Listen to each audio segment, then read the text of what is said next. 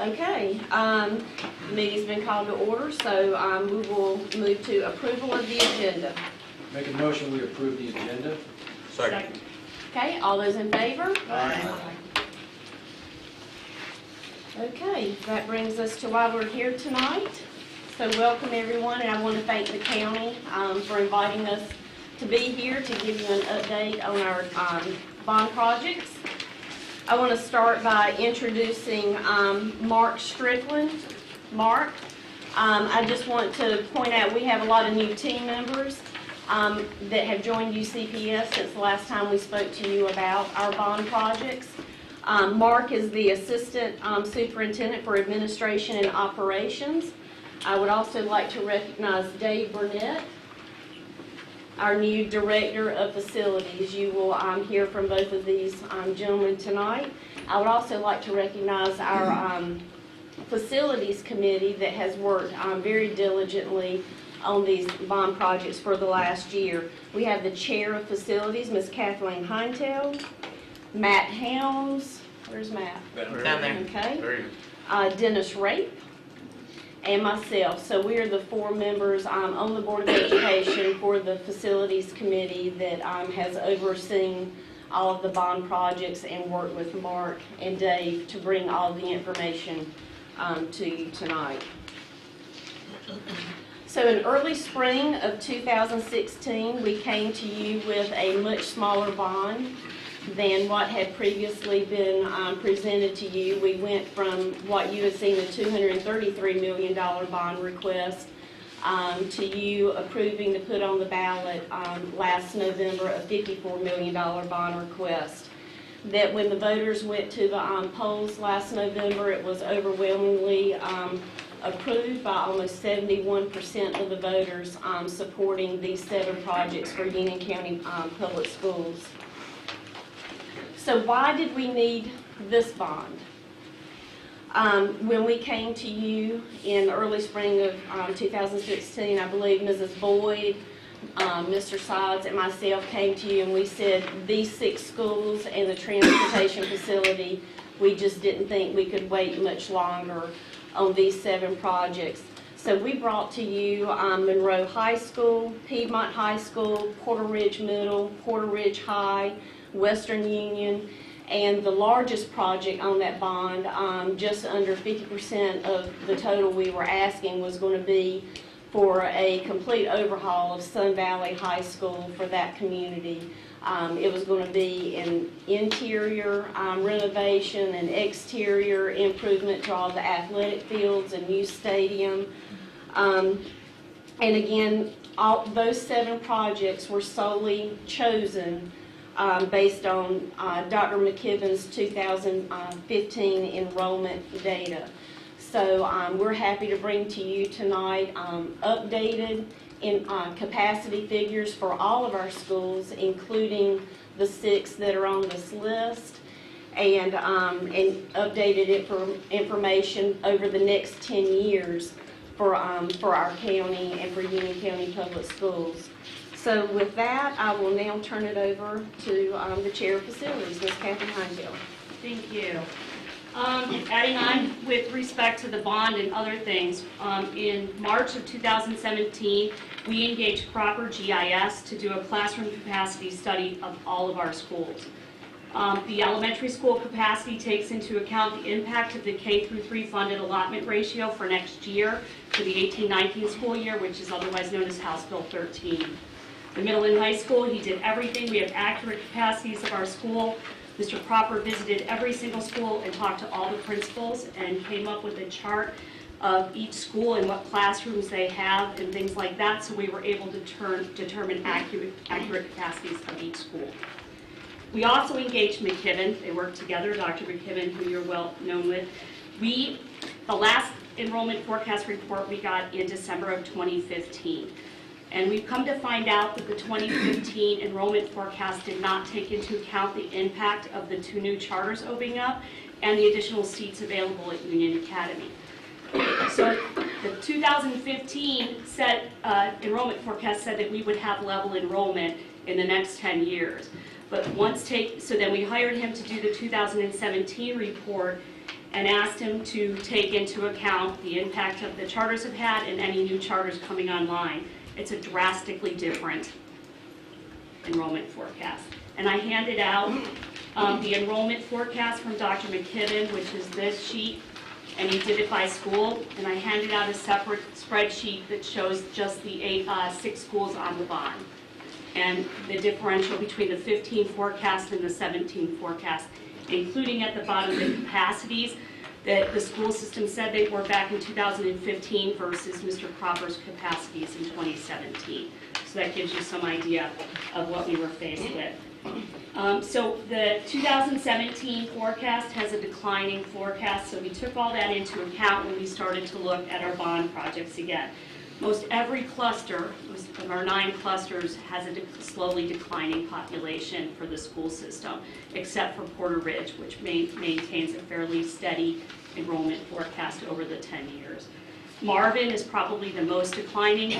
Sits on the western edge of the county, abuts Mecklenburg County, and it has a much more drastic declining school population than anywhere else. A lot of the differences, again, between the 2 forecasts have to do with the impact of the charter schools and the coming charter schools. And some have to do with the slowing of the growth in parts of the county. We did, and I know we all drive around the county every day and we see lots of growth coming. We did ask Dr. McKibben if that was something he's taken into account, and he has. Online, in our student realignment page, there's a bunch of subdivisions that are coming online that he's already taken into account. So the handout that you have, so we then assessed and reviewed the bond projects as initially planned. Then we analyzed this new data from Dr. McKibben and Mr. Cropper, and then we're proposing adjustments to the individual projects based upon the new enrollment data as well as current and future needs. The 10-year forecast that I just talked about goes from 41,201 this year to 36,553 in 2026. And you can see back on there the impact between the high schools and the middle schools and the elementary schools. And now I'm going to turn it over to Mark Strickland. Thank you, Ms. Heinzel. Good evening. My name is Mark Strickland. I'm glad to be here tonight. We look forward to the opportunity to share this information with you all. As Ms. Merrill and Ms. Heinzel have said, the dynamics, the parameters are different now than they were when things were originally planned. So this is what we've got. This is an overall sheet of the projects listed in the order they were shown on the ballot. We are going to go through this page, the summary page, and then I'll take you through the individual projects. And on each individual project, we'll give you some verbiage about what was originally planned. We'll talk about the scope changes and where we think things should go now based on this new data. We'll talk about the design process and where we are, what % complete we are with the design. And we'll also give you information about what we want to do, where we're planning on going with the bidding and the awarding of these contracts, and also the completion dates. This first slide lists the projects, the 7 of them that we have in the first column. The second column are the original budgets that were discussed at the time the bond was put together. Note that those totals add up to $53.6 million, which was in the original bond program. The third column is the revised budget, and again, I'll get into the scope changes and how we felt like we needed to move the money around in later slides. But note, even though the revised budget columns are different than the original ones, we still total up to the $53.6 million. We're very mindful of the fact that this is taxpayer money, and we want to spend it wisely for the citizens of Union County. And so in terms of trying to look at capacity numbers, enrollment forecast, changes of scope, and even the bid climate now, because when these numbers were put together, that was some time ago. So we are projecting now the cost of these projects when we are looking at bidding them. And then the last column is the over-under. And some of the projects have changed substantially in terms of scope and in dollar amount. But note, all of the changes that we put together, we tried to stay within that $53.6 million. So I wanted to make sure you all were aware of that point. Again, we're mindful of the money. The first project we're going to talk about tonight is Porter Ridge High School. This project is essentially unchanged from the original bond scope. And I've got some graphics after this where you all can see some detailed pictures of what the site plans might look like.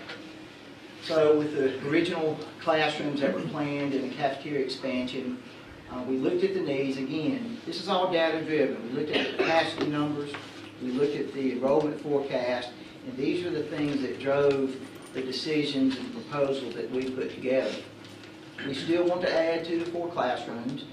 We'd like to close in the exterior dining space for additional seating capacity and circulation. In fact, this school would end up having a similar circulation pattern as Marvin Ridge and Cuthbertson High Schools, which are the same school, but they were just built later on. We would add a little seating capacity in the cafeteria.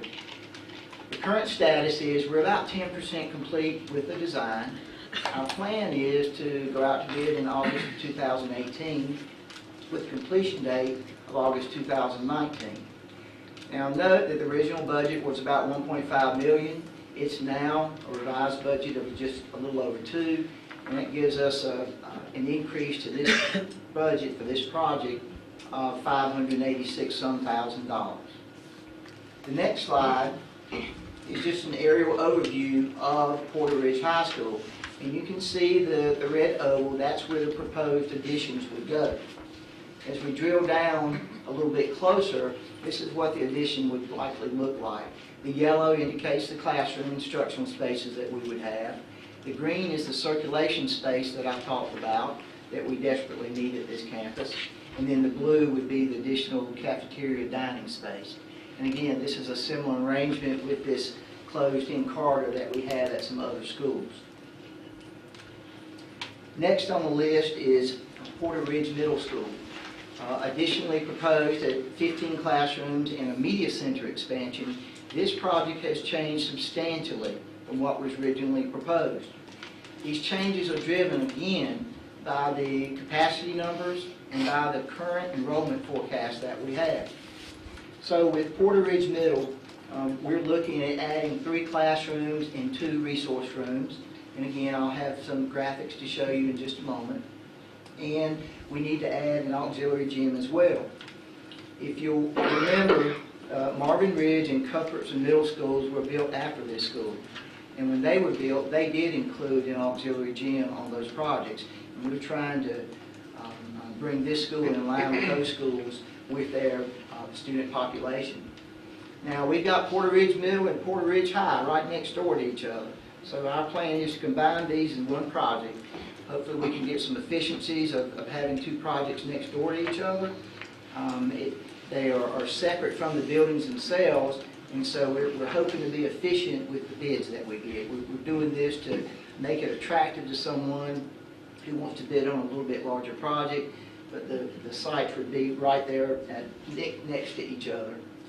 The design on this project is about 10% complete, and we, again, as with the high school, we're looking at a bid date of maybe August 2018 with a completion date of August 2019. As I said, this project is substantially different than what was originally proposed. And we're saying this because of the new information that we have with enrollment forecast. So the original budget was about $6.3 million. Revised budget, we're anticipating in about 2.9, and that's a difference of about $3.3 million. This graphic isn't as great as some of the others that we had, but as you can see here, this is the school, and this is where the proposed addition would go. This particular slide is an early rendition of some things we thought we might do there, so the number of classrooms there would change just a little bit. And then on the right-hand side of the slide, you can see where the proposed auxiliary gym addition would go. Western Union Elementary is the next project on the list. This project too has seen substantial changes. While it was originally scheduled to have 8 classrooms, a cafeteria expansion, and some teacher workrooms, the current and future population and the enrollment forecast projected for that school just doesn't support it. I'll say to you that my last visit at at Western Union Elementary, going up to the campus, it doesn't have a great presentation. It doesn't have great curb appeal. But once you get inside the doors, it's a great campus. We spent a good deal of money there in fiscal year 17 and 18. And this summer, we have another project scheduled there to do some additional classroom renovations. In this school, if you haven't been and gotten past the front door on the inside, it's a great school. It's almost been totally renovated on the inside. And as I said, we've got some additional work to do this summer. We want to look at things at this campus to improve some of the traffic circulation. The appearance, that curbside appeal is just not great at Western Union, and we want to work on that as well. I mentioned the CIP projects that we've done over the last few years. Currently, our design is really not started. We've done a lot of thinking and planning, but we haven't really turned anyone loose yet because we wanted to get through this meeting. However, once we get there, we would plan on bidding the project out in May of 2018 with a completion date of December 2018. Notice again on the right-hand side, the original budget was a little over $3.8 million. And we've revised that number, again, based on the enrollment forecast and the capacity numbers, down to a little over $500,000, giving us a difference of almost $3.4 million. I don't have a great slide for Western Union Elementary. This is an aerial view taken off of your tax map. And you can see that in general, we just feel like we need to do some screening out front. We need to make some improvements on the front of the school. We're looking at putting some canopies in and then potentially modifying some of the traffic patterns on campus to make the school operate more efficiently for vehicular traffic. Monroe High School. This project is very similar to the original bond project, which called for 8 classrooms, some teacher workrooms, and teacher offices. In our proposed project, again, looking at the capacity there and where we're headed with that in the next 10 years, we don't need 8 classrooms. What we're looking at is likely adding 6 CTE, career technical education, or general classrooms. And we need a new elevator at that site. They currently have a wheelchair lift up to the 2nd floor that's on the exterior of the building. We also need to make some circulation improvements for the students interior to the building. Particularly at Monroe High School, we're hoping to take the good stuff that's going on in the Health Sciences Academy at Monroe Middle School, which I hope you all have heard about, and you know, roll that into a similar program at Monroe High School. And for that, we would need these CTE classrooms, which are slightly larger. Yes, we would be building fewer classrooms, but they are larger in square footage. Again, at this project, we spent some money there in fiscal year 17 and 18, and we also have a project plan, a CIP project plan at Monroe High School at the same time that we do this project. Currently, we're in the design status, about 15% complete. We'd like to go out to bid with this in May of 2018 with a completion date of July 2019. The budget information, again, based on current data and when we would anticipate bidding it. We originally had almost $3.5 million in the budget, and we revised that to what we think it will cost when we bid it, of $4.2, almost $4.3 million, and that's an overage of some $820-some thousand. Now, the site plan here, again, another aerial. The oval area shows the 6 classroom addition that we would add. This actual plan had included the 8 classrooms up in here. As I said, we don't need those now. And down at the bottom, that's where we would add the elevator and work on some circulation issues down there interior to the school. Sun Valley High School. This is, again, similar to the bond project. This is our largest project. It's will be a very difficult project. Anytime you are essentially remaking a campus while school is in session, it is certainly a challenge. We like to say that these projects are a lot more fun than working on a clean sheet of paper because they are certainly challenges to be had. So in looking at this project, the original scope, we were looking at 10 classrooms, some renovations to the auditorium, building a new stadium, expanding the administration and the cafeteria and the kitchen, and then numerous upgrades throughout the facility with HVAC and bathroom work. Again, driven by the capacity information that we have now that is good and correct, and driven by our enrollment forecast, we're proposing something different, albeit more expensive. We're looking at adding 4 new CTE classrooms. If you don't know, Sun Valley High has a great aeronautics program, and we want to build on that and help them expand that. We want to repurpose the existing administration into some type of flex space or classrooms as needed, and I'll show you a graphic in a minute that kind of shows you the master plan of this. We want to add a new administration and cafeteria and kitchen area. Think of Porter Ridge High School, and think of Weddington, and think of Marvin Ridge, where they have the administration and the cafeteria dining space right next to each other. They are spaces where you have large groups of kids and you want your administrative area close to it. We'll also show you how putting it at the front of the school will make it much easier for accessibility by students, particularly in the mornings, and to the public for after-hours use. Everybody knows about the stadium, I'll say. We have in the project a new relocated stadium, and I'll show you that as well. I mentioned the HVAC and bathroom upgrades. The current status of this job is about 30% complete. The bid date is proposed to be August of 2018 with a completion date of August 2020. Now that seems like a long time. That's a full 2 years to do this project.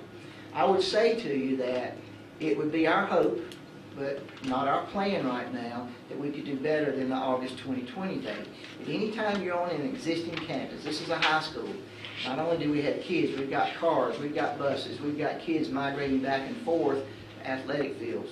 This is going to be a difficult project. We have to be very careful about how we phase it.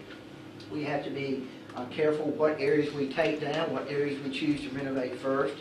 And so we are looking at a lot of options. Again, we think that we might can do a little better than the August 2020 date, but that's our stated date right now. As far as the budget, this project is, as far as the budget goes, as proposed with what we're looking at, it is substantially different than what was in the bond program, and we realize that. But to do the things that we think we need to do for Sun Valley High School, it's going to cost a little bit more. I'll show you on the next slide. So this is an overall site plan of the campus. Note the relocated stadium, which is getting it off the highway where it almost currently sits.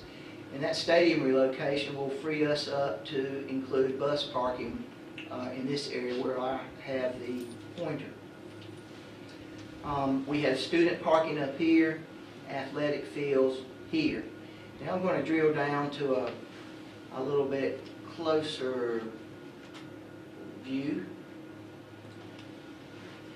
Thought I was. Okay.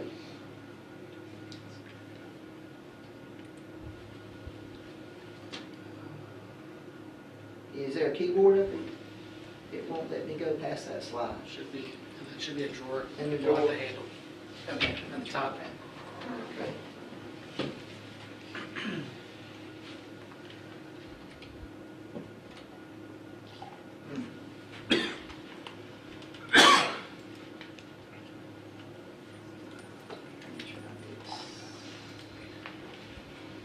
Okay, well, it's frozen. It says 20 of 20.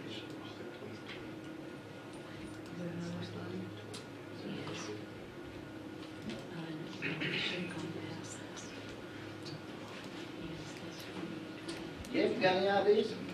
Are you trying to look at a map? Well, Mark, I don't know if the file was sent over in terms of the full one, but that says you're at 20 of 20, so Yeah. it might have gotten cut off somewhere. When we received it, I saw it about 5:30. There was only 20 slides in the deck Okay. from the Yeah, email we it says received. I got one copy. I mean, that's it. Sorry. 21 of 20. Don't have to be. Tell them It's they just use a it. block. It's my computer. Say, I know what that is. See it? Where is it? Yes. There, Just a micro.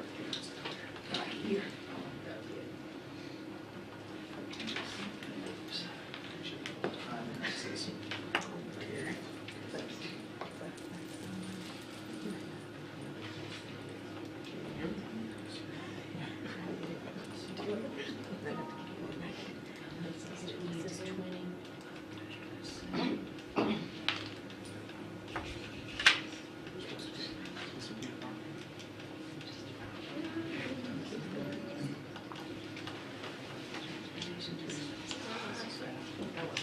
That's still it, yeah, it's not good. It's there.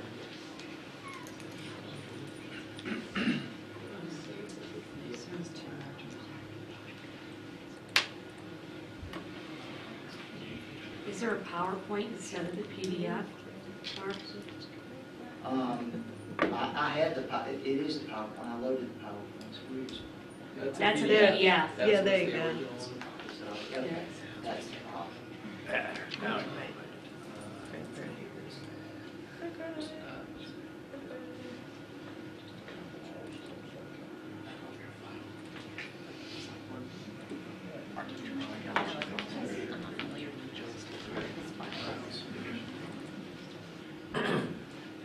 Yeah, there you go, USB.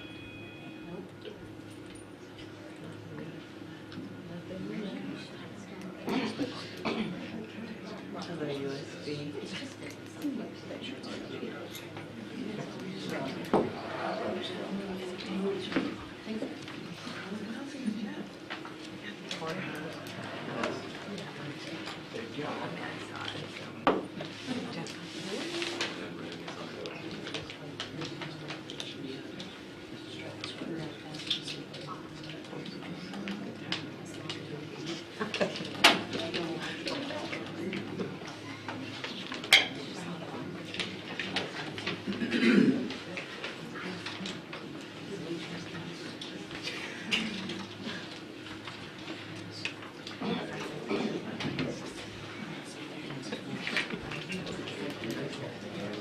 I saw DJ had it.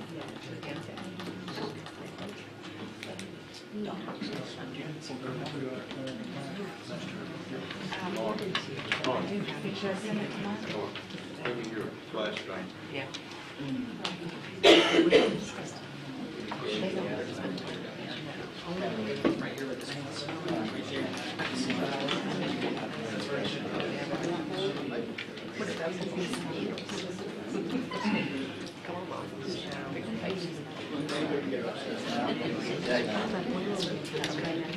Sorry? Give me just a moment. Right there, Harry.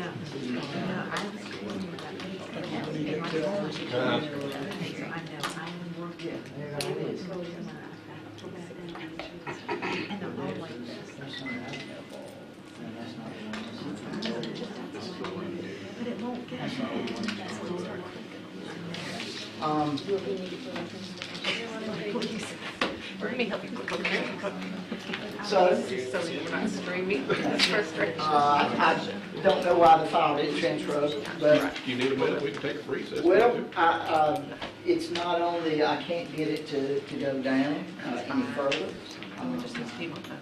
I can talk through the presentation. That's fine with us. Okay. Whatever's best for you. Mark, I think you've got Piedmont High School left and the transportation facility, so if you can walk Yes, us I through can the do that. major points of that. Let me go through finish up Sun Valley real fast. So Sun Valley, If you could just point to where what we're Right. talking about So- with the new front of the school. what we want to do at Sun Valley, this is the front of school on Old Charlotte Highway right now. And so we are relocating everything to a new front door here. The new CTE classrooms are here, the new administration is here, and then the new cafeteria, kitchen, dining area would be located here. You can see through here, there are some areas in dark blue which would get some repurposed areas or renovations, and then the light blue areas are out through the whole building where we would be doing upgrades to bathrooms and HVAC work. Some of the issues with this design, the good things about it, is to provide better internal circulation. Right now, this is a pinch point back here.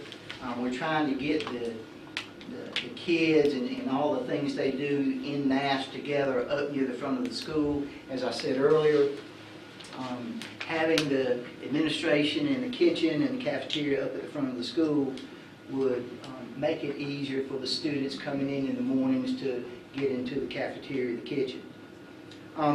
The costs for this project, as I said, are substantial in that they are a lot different than what we originally proposed. But in terms of looking at what the site needs and in looking at where we think we need to go with this, this is where we need to be. I'm going to go back to the main page because I don't have any of the other slides. So I'm going to go back to this page and talk from that page. So that was Sun Valley. Piedmont High School, this project has changed some from the original scope. Originally, we were to have 4 classrooms at that site, and the enrollment just doesn't merit that. We've got new capacity information, we've got a new enrollment forecast. We have capacity at Piedmont High School, so we don't need to add 4 classrooms. What we do need to do there is to renovate some 6 1960s era classrooms that are at that school. 4 of them would receive heavier, down to the bare bones renovations. The other 2 would be some lesser extent. We also have a CIP project scheduled at that site for this year. We may or may not try to incorporate that into the project. But again, looking at the capacity numbers, looking at our enrollment forecast, we had an original budget of about 2.2. We're now at around 1.6, and that leaves us a difference of about $550,000. Last but not least is the transportation facility. What's your anticipated completion of Piedmont? It is... Bidded in May of 2018 and completed in December of 2018. Right. Thank you. I'm sorry, I got it. Okay. So last would be the transportation facility. So the transportation facility was, in the bond scope, the original scope was to build a new facility with 16 service bays to handle all of the buses adequately for Union County Public Schools. The design is essentially the same design that was put together a number of years ago. But in looking at our needs and what guidelines we could get from DPI and trying to meet the budget as well, we don't need 16 days. DPI recommends for a district of our size, we have about 292 active buses. And so for a district of our size with that many buses on the road, they recommend about 12 bays. And so that's what we're proposing. And these 12 bays are down from 16. We're looking at metal building construction with some metal cladding and brick veneer on the front of the building. We'd have some offices, parts storage, and support areas like you would expect in a garage area. Our current status is about 95% complete because this building was designed some time ago, and we're just making adjustments now to fit our current needs. We would look at bidding this in May of 2018 with a May of 2013 completion date. I wanted to mention that we have a total of about 408 buses. We have about 292 on the road. We have 60 activity buses. We have 30 spares. DPI recommends that we keep about 10% of our fleet as spares. And they do that in case either we need to put them back on the road or they need to take them from us and utilize in another school district that's growing. Then we have 20 park buses that are there. In case a bus breaks down, we can grab one and throw it on the road. And then currently we have 6 that are off the road needing some type of engine repair. So having said all that, and I apologize for the PowerPoint, I'm not really sure what happened to that. Having said that, we would have brought you back to this original slide of the original and proposed budgets. And wanted to leave you with that we understand this is taxpayer money, we're mindful of that. We want to get the most bang for our buck. At the same time, looking at the data that we have, we couldn't continue down the road we went. And so we proposed these adjustments that dovetails with that new data we have of capacities in the enrollment forecast. And I'd say again that we stayed within as best we could the original bond budget of 53.6. Now, having said that, these projects are going to hopefully be going out to bid soon. And these are our best estimates, updated. The other estimates were older. And these are our best estimates from architects for the bid dates that we have planned. And we look to move forward with these projects. And with that, I'll open it up for questions either of myself or the board member. Thank you, Mark. So, hope you got all of that and took good notes. We're happy, to supply this to you and make sure you have access to those slides that weren't available tonight. But we'll just open it up for questions. Is in the schools that you're making changes, will that, you're talking about updating HVAC restrooms, will that bring all these schools to current ADA requirements?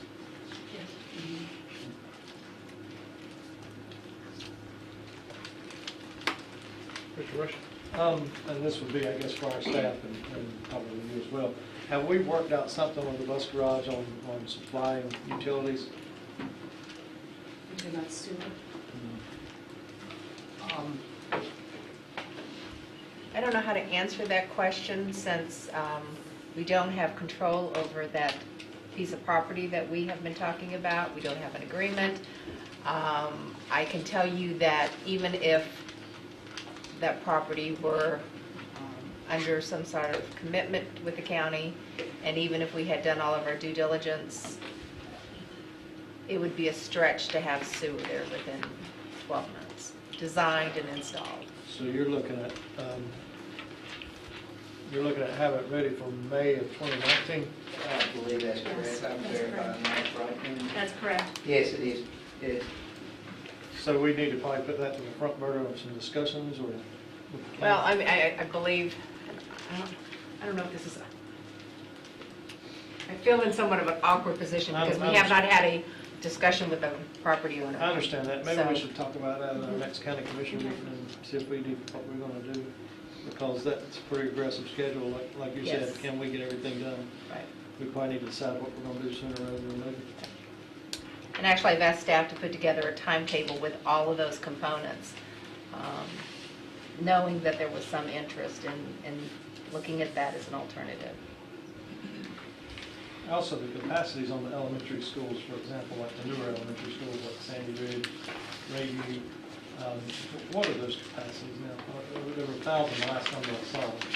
Are they? Yeah, they're much lower. They're in the low 700s to mid 700s right now because of the K through 3 funded allotment ratio. They were 804, most of them to begin with a maximum capacity of 1,000. But they were built for 804. And So we're still looking at like half capacity on some of them, about 400 to 500 in the coming years? no, the ones In the coming years. in the coming years, correct. Are you looking at Marvin? That's what I was talking about. Dr. McKibben was talking about the decline of the student enrollment, particularly in Marvin. And these are numbers not affected by any kind of redistricting? That is correct. These Those just are- today's numbers? Yes, correct. He gave those to us in July of 2017. With Porter Ridge's population, the high school declining, you cut the budget for Porter Ridge Middle School by $3 million, but why add classrooms to the high school when the population is declining? And then my other question would be for Western Union. This is where I'm struggling with the numbers. It's one of the oldest schools, and you've taken almost the entire budget out of the oldest school. It's a slow decline, but it is an older school. And my third comment would be I struggle with the bus garage, because you're taking money out of the schools for the students, and you're increasing the budget on the bus garage. That was not, at least for me, that was really not my intent for the bond. It was more to make sure we take care and update the older schools and take care of the capacity issues. Okay, well, we've spent about $2.3 million at Western Union over the last 2 years from CIP funds, so the capital budget that you guys give us every year over fiscal 17 and now 18 at that school, taking care of flooring, walls, removing radiators, there's one whole section of it already done. Melissa and I and Mark and Dave toured the building just to see what else. The bathrooms have been recently done, some of them, and the rest are due to be done next year. All the lighting. Doors. And the issue is, at the time that the bond was originally discussed, they had 707 kids at Western Union, and it was expected to go up slightly from there into the mid-750s, which was the reason for the bond project in the addition to the school, including the cafeteria. And then so you approved that in June of 2016, and in September of 2016, when the 20-day numbers came out, there were 600. So the impact of the charter schools was pretty significant at Western Union. So we looked at that and said, it's a declining, slightly declining. The capacity didn't really change at Western Union from the existing capacity to the one that Mr. Cropper did. And we just didn't see the need for an addition and an enlarged cafeteria if it's never going to get there. So then we looked at the school and said, well, is there anything at the school that it does need that could be the bond money? And that's where we came up with what we have. But if you go to it, like Mark said, it's really a beautiful school inside. I mean, it's an older school, but well taken care of recently. And With the capital improvement projects, we've done almost $2.3 million over the last 2 years. There's portions of that school that truly look like brand new hallways, classrooms, lighting, doors. You would not know you were in an older facility. So why the additional classrooms for Porter Ridge, Porter Ridge High School, the high school? Especially when I look at the numbers, the numbers you give me for the high school are declining significantly from the original bond. And if I look at Porter Ridge Middle School, for the next 4 years beyond your forecast, it would appear that it's going to continue to decline. And with a capacity of 1,924 or 1,812, you'll be significantly under. well, one, it would need, I'll take the easy one. The cafeteria is small for the school, so we need to expand the school and help the circulation in that area. And we're talking 2 to 4 that would add that little part onto it, but a lot of it is a need for an enlarged cafeteria. So I would add as well that that particular school has the greatest number of floating or roaming teachers that we have in the district. The school has a lot of pressure on it in terms of just being slam full. And so this would accomplish several things: the cafeteria expansion we need, that interior circulation we need, and we'd like to reduce some of the floating teachers there at the school. And I don't know if... And I think too, from a forecast perspective, the Indian Trail in that area will be, once the Monroe bypass is finished, and that area continues to see a significant amount of growth. It's one of the only, Monroe and Porter Ridge are the only two that really see more of a steady little uptick in growth, where the other ones are all coming down pretty significantly. So I think that we were just trying to make sure that we hadn't shortcutted what we needed to do for Porter Ridge in the long term. And the design of this school too, it just so happens that this floor, Porter Ridge was built first. And then shortly thereafter we have Marvin Ridge and Cuthbertson. And what the county or the schools learned when they built that school was that back corridor. I don't know, Mark, if you can get to that slide, but they closed in that back circulation on that back lot between the cafeteria and the media center. Because right now it's just an awning. It's just open. It's an opening. So this was not done at Porter Ridge. And then when they went and duplicated this at Marvin and Cuthbertson, they did close it in. And we learned that that circulation and that enclosure is much better for the school and would provide flex space and, you know, for all these floating teachers. And the only 4A school that we have, you know, in the largest high school we have in the county, did not get that enclosure by the time they got to the other schools and knew that it should have been closed in. Why does Porter Ridge have so many floating teachers when it has one of the largest capacities in the county? I assume it has something to do. Master scheduling, what is it, anyone? I don't know. They use the planning period of teachers. They go around and in other words, a lot of classrooms at Porter Ridge are used 4 periods instead of the traditional 3. In other words, in a traditional school, you know, the teacher's in there 1 period with no students. So what they're doing to make it work, a teacher leaves their room during their planning period, and I would leave, and maybe you would bring your class in there. It's not. I've done that 1 year, and it's not the best situation. It's just like 2 people working in your workshop at home. You come back and you can find nothing. No, I think what I'm trying to understand though is it has one of the largest capacities in the county, a declining enrollment, and you want to add classrooms because it has the most floating teachers. I guess I'm not understanding the disconnect at the highest capacity. Why are there so many floating teachers if there's not that same issue in the other high schools? Is it a classroom? Yeah, if I could say something. So the way the capacities were calculated, they were relying on floating teachers. And so English, math, social studies, foreign language type classes, regular type classrooms are expected to be utilized 100% of the day. In order to do that, you have to float teachers. So 100% utilization is a very tough thing for us to achieve. We really don't want to design our enrollment to be at 100% because we don't have any flexibility. If you followed any of the proper He says 85, right? Yeah, 85% is the target enrollment that we want to have for that capacity. Hopefully that addresses that. Yeah, I think one thing, and just to piggyback on this question, Dr. McKibben says there's going to be 1,622 kids that not what we think might happen. That's his educated opinion. And so if he's wrong there, and we are going to have more kids, is he wrong other places too? So we don't want to, you know, I think I'm trusting in his numbers. He's taking that growth into account, correct? Yes.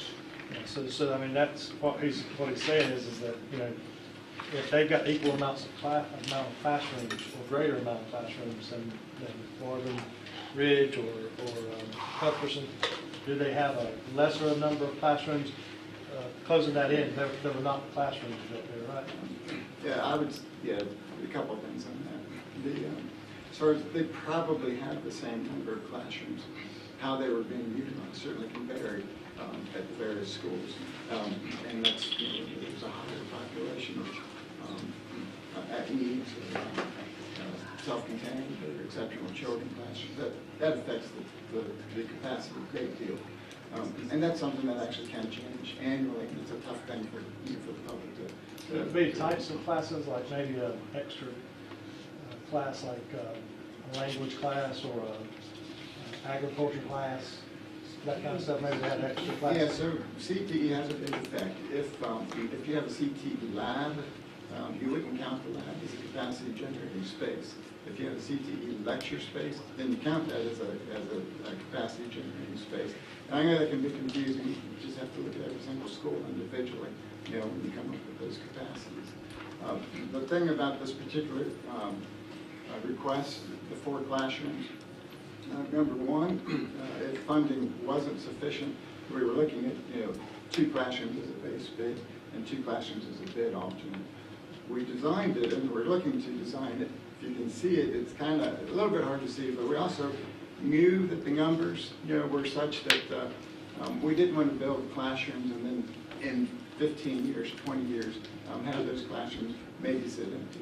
So we wanted those to be multifunctional. We wanted those to be flexible spaces. So in the future, or actually today, what we also need to do is we need to look at different delivery methods of teaching. It's going to be small group learning. It's going to be large group learning. So in this particular arrangement, we can have 4 individual classrooms, we can have 2 classrooms, we can have 3 classrooms, or we can have 1 classroom. So those are all folding partition walls. They're all acoustically treated. So if we want that to be one large space, and the school is able to use, it gives them much more flexibility. So certainly we looked at those numbers. We saw that that was a potential issue, but we wanted to move things forward for the school, give them greater opportunity to have different delivery methods. And I just want to add too, from a capacity standard, Marvin Ridge High School is our largest high school. We meant from an enrollment perspective, it's the largest. And the other 2, Weddington High School and Cuthbertson High School, are pretty close. They're at 1794 right now. But they don't have as many floating teachers. They do not.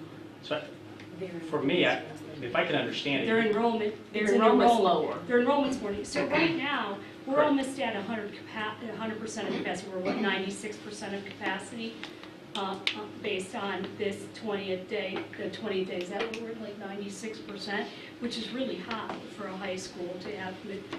If you ask Cropper, he would say again that 85% is the sweet spot you should be looking for, so that you don't have too many kids in the school, at least on a long-term basis versus just temporary measures. The enrollment is significantly different between Porter Ridge's enrollment projections, Marvin and Cuthbertson.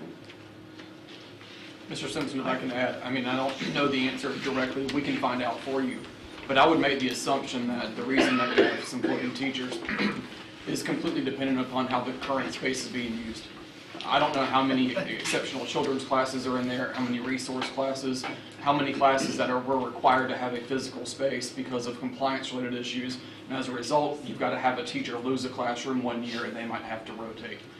That plus your master schedule design. Well, what I thought, I appreciate it if you help me understand that as a follow-up. But what I thought I heard just a few minutes ago was that there was room left in the budget, so you added 4 classrooms to move the school forward. What I was saying is we were designing it so that if we only had budget for 2 classrooms, if that's how the bid came out, if we would have a 2 classroom base bid, the 2 classroom bid alternate. The desire is to have 4. Do you guys have any overage built into this budget in case any of these bids come in over budget? Well, So there's no contingency in here at all? Well, we initially had a line item for contingency because there was none allocated in the overall bond program. So within each individual project, there's a line item for contingency within each individual. What percentage? Dave, Yeah, it varied on the project. If we were doing a heavy renovation project, it would have a higher percentage. If it was a much cleaner project, it would be a lower percentage, probably between 3 and maybe as high as 10% on the smaller renovation type projects. Have you had any projects that have come in, or what percentage, I guess, I'll ask this way, have come in at budget that has been done in the last 5 years? I guess Dave can answer that, but that's a tougher one because a lot of our estimates in the past haven't been very good. But we've tried to bring these current estimates as close as we can using the architects and estimators, correct? That's correct. Yeah, all these are based on architectural consultant estimates. Which I think is why you still see, even though we've gone from 16 bays to 12 bays on the transportation facility, we're still wanting another $1.7 million to do what we need to do at the transportation facility because the prior estimates weren't in line with what's actually going on. And the market's changed over time. We built the Walter Biggett elementary school addition when was that? March that it was open. And that was about $221 a square, and we're hearing now that it's what, $245 a square? And we'll go, It can be, yes. There's obviously been a lot of thought put into it. One of the concerns that I have is these are going out to bid, some of them sooner than others. With the escalation of pricing in the market, if the housing market and construction market continues to remain robust, there's no cushion in there really for overage. So what happens if you go out to bid and you come in over budget? Are there certain projects on here that are higher priority than others? I think there's, I guess I would let David answer that, but there's certain things within each project that we could do to help that project come in under budget. But Yeah, every time, every project we do, we try to make it come in at budget. So as Ms. Hackle mentioned, we would be looking at items to add as a bid alternate for the contractors. Things that necessarily we may not want to do, but we evaluate those and get it so that, we could award the projects. So the expectation is still to come in at this level, regardless of what escalation is out there in the future. Mr. Simpson, during the facility meetings that I've been to, they have included valued engineering on each one, so that I guess that would be the best way to say that we've dealt with the possibility of overages. As needed, as needed. Yeah, as needed. In other words, I think they've done a great job of looking at, if we have to run over, then we could do the framework to do it at a later date, but it wouldn't leave the project incomplete. So, I'm hoping that with better estimates and stuff, that while we still may have issues in the future, we're getting better at coming in under budgets. The original budgets that you were given from prior board members significantly off from what you found? yes. Mm-hmm. And these guys have, I don't feel like anybody else could have done the due diligence up till tonight that Dave and Mark could have done. They have been great. And then 3 hurricanes didn't help the situation either. Yeah, that's it. I do have some concern that all of these projects are going out to bid at roughly the same time. Do you not anticipate that may drive your cost up some? So we've had those discussions, and we will see how the design progresses. If we can get ahead of that schedule where we can, that's 100% the plan. Certainly, we will be staggering the bids so that we aren't competing against ourselves. All right, good. Question, your current bus garage facility, how many bays do you have now? 5 bays. 5, correct? 6. Oh, Sorry. Is there any possibility of expanding that facility instead of starting over new? Yeah, I mean, right now, that is a shared facility. It's the maintenance department, facility planning, construction, custodial, and transportation. Really, you could go by there just about any morning and find people parking on Venus Street because they can't get in the facility and find a place to park. There's a lot of competition for the meeting rooms, and they would have bus drivers trying to get their licenses, bus drivers having meetings, maintenance department having meetings. The facility is very taxed, number one. Number two, just specific to transportation, it is not adequate. The buses have changed since 1980. The buses are larger. We can't actually lift the bus up all the way, so that people can actually work, like you would expect to work, under the bus. You'll see them laying on the ground on concrete. I've seen multiple people laying under the same bus on the concrete, servicing buses. So that's one. That's when they're actually at that facility. But as you probably heard, much of the service happens in school parking lots and gravel parking lots and things like that. Because again, there just isn't the opportunity to get a bay, at the existing facility. Any other questions? Mr. Richard? One question that's real important is that are all of you comfortable with these numbers? Is that any of you they're not comfortable with the numbers that were given as noted.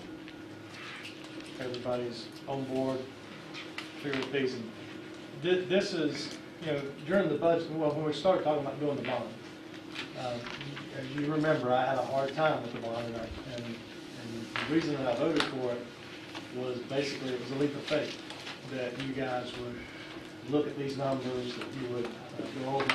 I didn't believe the numbers that we were being given at the time. I thought that there was better information out there. And I want to thank you all, because it looks like that you've looked, gone out and looked and you found it, and you're working hard. The fact that, I don't know that in years past that we would be having this meeting. And I think that, I want to thank you for coming, sharing this information, and working as hard as you have on this. I think it speaks volumes of what you guys are doing. We voted unanimously on these numbers. Any additional questions, comments? I just have two final questions. There's a decline of over 11% for the next, for the forecast period. When do you guys see that trend reversing? Or when does McKibben see the trend reversing? And of that decline, do you have any idea what the population, what percentage of that is related to population change, and what percentage is tied to charter schools? I would, just being a long-time resident of the county and facilities, I would say the elephant in the room there is Indian Trail and Waxhaw build-out. But this includes Waxhaw's building. I'm talking about the potential. The reason I ask is for future boards on both sides.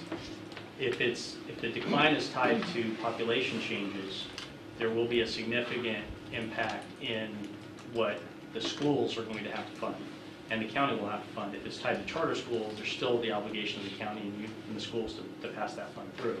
So I guess for me, if Dr. McKibben can help enlighten what's driving that change over the next 10 years.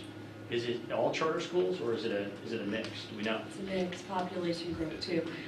We can send you his whole report, and he talks about the population change as well in that.